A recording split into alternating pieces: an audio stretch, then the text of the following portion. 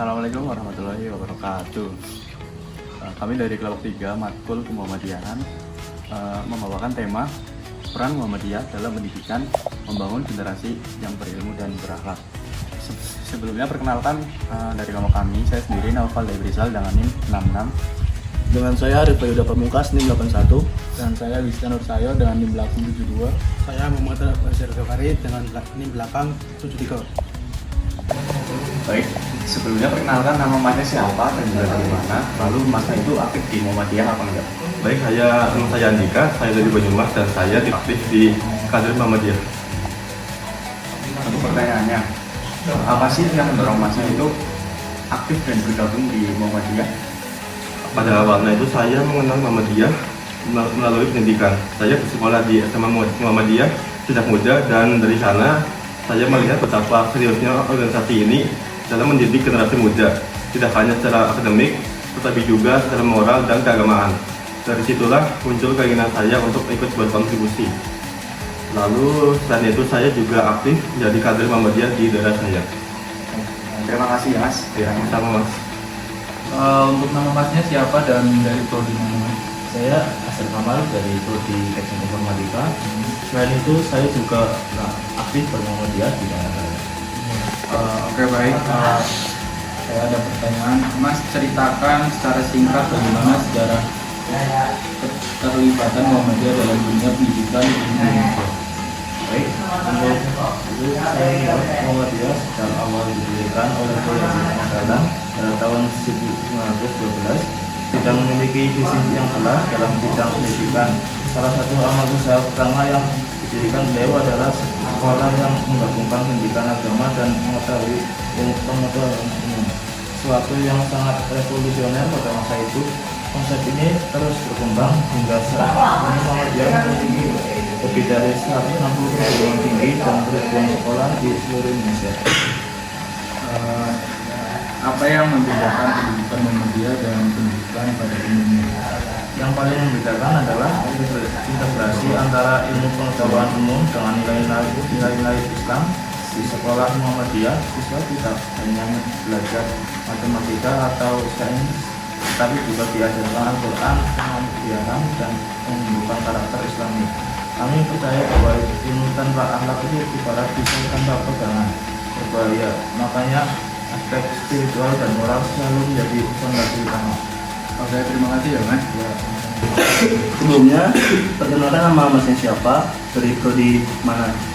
Kenalkan, nama saya Fatih Hilmiadian dari Prodi Teknik Informatika. Selain itu, saya juga aktif bermuhammadiyah di daerah saya. Pertanyaan selanjutnya, program pendidikan apa saja yang sedang dijalankan Muhammadiyah di daerah Mas saat ini?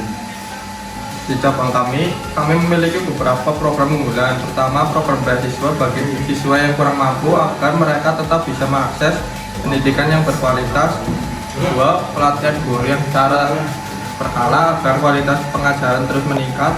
Dan yang ketiga, kami juga aktif membangun perpustakaan mini di desa-desa sekitar sebagai bentuk gerakan literasi. Dan keempat, ada program tahfidz Quran yang diintegrasikan ke dalam kurikulum sekolah kami.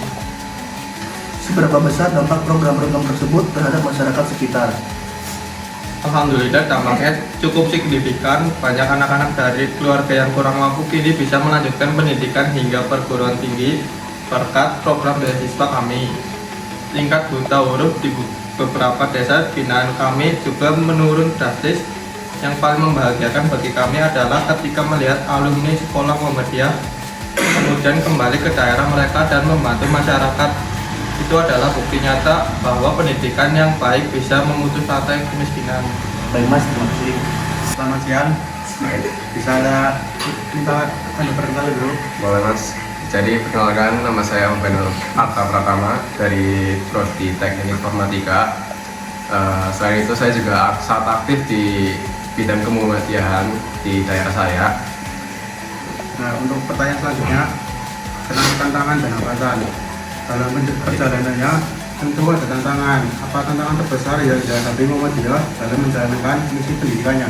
Jadi tantangan terbesar saya adalah keterbatasan sumber daya. baik finansial maupun tenaga pengajar yang berkualitas. Di daerah-daerah terpencil sulit sekali mendapatkan guru yang mau ditempatkan di sana secara jangka panjang. Selain itu, era digital juga menjadi tantangan tersendiri bagaimana kita mempersiapkan generasi muda menghadapi teknologi tanpa kehilangan nilai-nilai keislaman mereka. Selanjutnya, bagaimana Muhammadiyah menjawab tantangan di era digital saat ini, khususnya dalam pendidikan? Saya tidak anti terhadap teknologi, justru kami merangkulnya. Saat ini, banyak sekolah Muhammadiyah yang sudah menggunakan platform digital untuk pembelajaran. Saya juga mendorong para guru untuk melek teknologi untuk pelatihan-pelatihan.